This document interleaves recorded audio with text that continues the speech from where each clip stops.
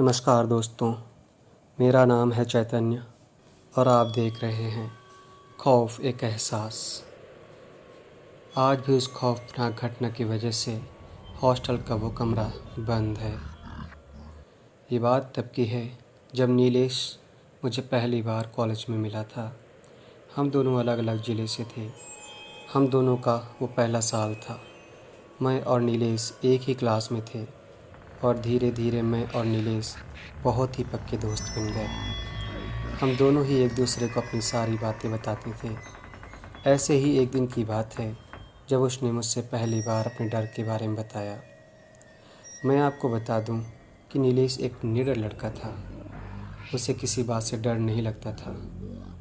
Nilesh hostel में रहता था और मैं अपने रिश्तेदार के साथ अपने घर पर रहता था। उस दिन नीलेश बहुत ही सहमा हुआ था। मैंने उसे कहा, जो भी हुआ है तू मुझे बता, मैं तेरा दोस्त हूँ ना। अब नीलेश ने हकलाते हुए कहा, भाई, रात में जब मैं 1 बजे के आसपास टॉयलेट करने के लिए उठा तो मैंने देखा कि एक काला साया मुझे देख रहा है जो मेरे रूममेट के बिस्तर के आगे खड़ा है।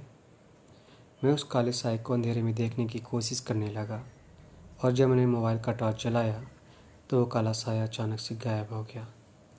मुझे लगा ये मेरा भ्रम है और मैं फिर से सो गया। लेकिन फिर जब मैं अगली सुबह उठा तो मैं हर रोज़ की तरह कॉलेज के लिए तैयार हो रहा था। तो मैंने अपनी बेंच पर देखा, मेरी किताबों पर काले काले धब्बे आ गए थे। लेकिन मुझे कॉलेज जाने के लिए देर हो रहा था तो मैं उस बात पर ध्यान नहीं दिया और कॉलेज के लिए निकल गया। लेकिन उस दिन मैं पढ़ाई पर ध्यान नहीं दे पाया। फिर मैं शाम को वापस हॉस्टल आ गया। मैं बहुत थका हुआ था तो मैंने सोचा कि चलो थोड़ा नहा लेता हूँ। फिर मैं नहाकर अपना शरीर टॉवल से पोंछ ही रहा था तो मैंने देखा कि मेरे बाजू पर वैसे ही काले धब्बे पड़े हुए हैं जैसा कि मैंने सुबह किताबों पर देखा था। उसके बाद मैं डॉक्टर के पास गया, ये सोचकर कि मुझे कोई एलर्जी या कोई बीमारी है। तो डॉक्टर ने जब मेरे बाजू के काले धब्बे को देखा तो डॉक्टर ने कहा, ऐसी कोई बड़ी बात नहीं है, अलग जगह से पानी की वजह से ये धीरे धीरे सही हो जाएगा। फिर मैं रिलैक्स हो गया और वापस अपने हॉस्टल आ गया। हर रोज़ की तरह मैं अपनी डायरी लिख रहा था। मुझे हर एक बात अपनी डायरी में लिखने की आदत है और उस समय मेरा रूममेट भी बाहर गया हुआ था। थोड़ी देर बाद डायरी लिखते समय मुझे एक आवाज़ सुनाई दी, जैसे कि मुझे कोई बुला रहा है। 2-3 बार आवाज़ आने पर मैंने रूम का दरवाज़ा खोला और देखा हर किसी का दरवाज़ा बंद था और गलियारे में कोई भी नहीं था। पर मुझे थोड़ा थोड़ा सा डरने लगा क्योंकि पूरा फ्लोर खाली और खाली सा लग रहा था। फिर मैंने दरवाजे को बंद किया और अपने बिस्तर पर सोने चला गया। लेकिन फिर अचानक मेरे दरवाजे पर खटखटाने की आवाज़ सुनाई हुई। फिर मैंने डरते हुए दरवाजे को खोला तो देखा कि मेरा रूममेट बाहर खड़ा है। उसको देखकर मुझे लगा कि मेरी जान भी जान से आ गई हो। मैंने दरवाज़ा बंद किया और हम दोनों अपने बिस्तर पर सोने चले गए। मैंने रात में सोचा कि ये सारी बातें मैं तुम्हें बताऊंगा। फिर मैं सो गया।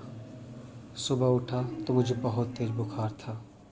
फिर मैंने बुखार की गोली ली और कॉलेज चला आया और अभी तुमसे मिलकर ये सब बता रहा हूँ। मैंने कहा, नीलेश भाई, तो हॉस्टल खाली कर दे। तो उसने कहा, हाँ, हॉस्टल तो मैं खाली करना चाहता हूँ, पर मैंने पूरी फ़ीस हॉस्टल को दे दी है। अब मेरे पास एक्स्ट्रा पैसे भी नहीं हैं, इसलिए मुझे 2 हफ्ता हॉस्टल में गुजारना पड़ेगा। फिर मैंने कहा, नीलेश भाई, बताओ मैं तुम्हारी मदद कैसे करूँ। तो नीलेश ने मुझसे कहा, भाई, 2 हफ्ते तुम मेरे साथ हॉस्टल में रह लो। तो मैंने कहा, नीलेश भाई, मेरे गांव की टिकट है आज, मैं तुम्हें बताना भूल गया था। आज मुझे गांव ज़रूरी काम से जाना पड़ेगा। लेकिन नीलेश भाई, तुम चिंता मत करो, मैं 1 हफ्ते बाद वापस आऊँगा, फिर तुम्हारे साथ हॉस्टल में रहूँगा। नीलेश कहता है, ठीक है, लेकिन तुम जल्दी आ जाना। उसके बाद मैं नीलेश को छोड़कर अपने गांव चला गया। 1 हफ्ते बाद जब मैं वापस कॉलेज आया तो मैंने देखा नीलेश कॉलेज नहीं आया था। फिर मैंने सोचा नीलेश को कॉल करता हूँ। मैंने कॉल किया पर उसका मोबाइल स्विच ऑफ बता रहा था। मैंने नेट ऑन किया तो सोचा कि उसको व्हाट्सएप पर मैसेज कर दूँ, लेकिन जैसे ही मैंने अपना नेट ऑन किया तो उसके कई मैसेज आ गए।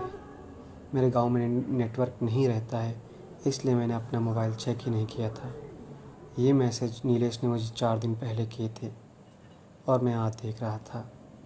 नीलेश ने मुझे लिखा था कि मैं तुम्हारे पास कई बार कॉल किया है, पर तुम्हारा नंबर नेटवर्क के बाहर बता रहा है, इसलिए मैं व्हाट्सएप पर मैसेज कर रहा हूँ, क्योंकि मुझे लग रहा है कि वो मुझे छोड़ेगा नहीं, मैं नहीं बच पाऊँगा। इसलिए मैंने सारी कहानी अपनी डायरी में लिख दी है और वो मैं अपने हॉस्टल के कमरे के सामने वाले बरगद के पेड़ के नीचे अपनी डायरी फेंक दिया है। अगर मुझे कुछ हो जाता है तो मेरी डायरी में मैं ज़िंदगी के असली लोगों के सामने तुम लाना, तुम मेरे भाई से भी बढ़कर हो। इतना मैसेज नीलेश ने मुझे भेजा था और उसी मैसेज के अनुसार मैं उसके हॉस्टल के कमरे के सामने वाले बरगद के पेड़ के पास पहुंचा, जहां मुझे एक डायरी मिली। मैंने उस डायरी को खोला तो देखा ये नीलेश की ही डायरी थी। मैंने देर न करते हुए उस डायरी उसी पेड़ के नीचे बैठकर पढ़ना शुरू कर दिया।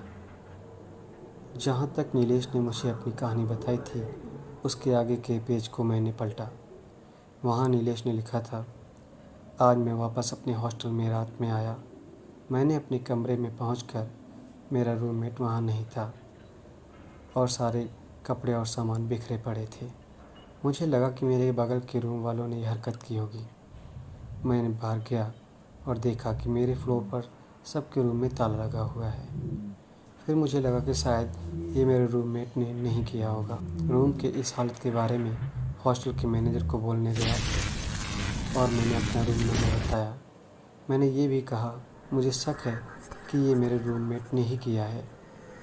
मैनेजर ने रजिस्टर निकाला और मेरे रूम नंबर की लिस्ट निकाली तो उसने जो कहा उससे तो मेरे पैरों तले मानो ज़मीन खिसक गई हो। उन्होंने कहा, तुम्हारे रूम में तो सिर्फ तुम रहते हो, रजिस्टर में सिर्फ तुम्हारा नाम है, उस रूम में कोई और नहीं रहता है। मैंने कहा, नहीं, वहाँ एक लड़का मेरे साथ रहता है, उसका नाम राहुल था। तब मैनेजर ने थोड़ा सोचने के बाद बताया, राहुल नाम का लड़का आज से लगभग 1 साल पहले उसी रूम में रहता था जिसकी लाश एक दिन उस कमरे में मिली। उसने चिट्ठी में लिखा था कि वो फेल होने की वजह से और पढ़ाई की डिप्रेशन की वजह से सुसाइड कर रहा है। इतना कहकर मैनेजर अपने घर की ओर निकल जाता है। मैं बहुत ज़्यादा डर चुका था। मैंने सोचा अपना सामान पैक करके यहाँ से निकल जाता हूँ। कुछ दिन कहीं भी रह लूँगा, पर यहाँ नहीं रहूँगा। मैं अपने रूम में पहुँचा और सामान पैक करने लगा। अचानक ही कमरे का दरवाज़ा बंद हो जाता है। मैंने खोलने की बहुत कोशिश की, पर वो नहीं खुला। फिर मैं जल्दी से अपना मोबाइल निकाला और तुम्हें फ़ोन लगाया। जब फ़ोन नहीं लगा तो मैंने तुम्हें व्हाट्सएप पर मैसेज कर दिए और तभी मेरे सामने राहुल की आत्मा आकर खड़ी हो गई। मैंने कमरे में एकदम अंधेरा हो गया था और मैंने अपने आप को बाथरूम में बंद कर लिया। टॉर्च जलाकर डायरी में ये सारी बातें लिखकर खिड़की से पेड़ के नीचे फेंक दिया। इसके आगे डायरी में कुछ नहीं लिखा था। नीलेश के साथ क्या हुआ ये मुझे जानना था, इसलिए मैं नीलेश की डायरी पढ़ने के बाद उसके हॉस्टल गया, उसके मैनेजर से मिला और उनसे पूछा कि नीलेश कहाँ है। उन्होंने बड़े दुख से बोला कि 3 दिन पहले सुबह उसके कमरे से उसकी लाश मिली है, अब वो हमारे बीच नहीं रहा।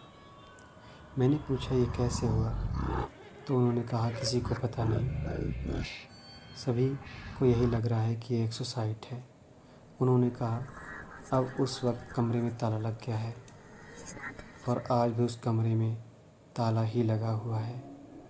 तब से उस कमरे को कभी खोला नहीं गया। दोस्तों, ये कहानी अगर आपको पसंद आई हो तो प्लीज़ कमेंट करें, लाइक करें और चैनल को सब्सक्राइब करें। धन्यवाद।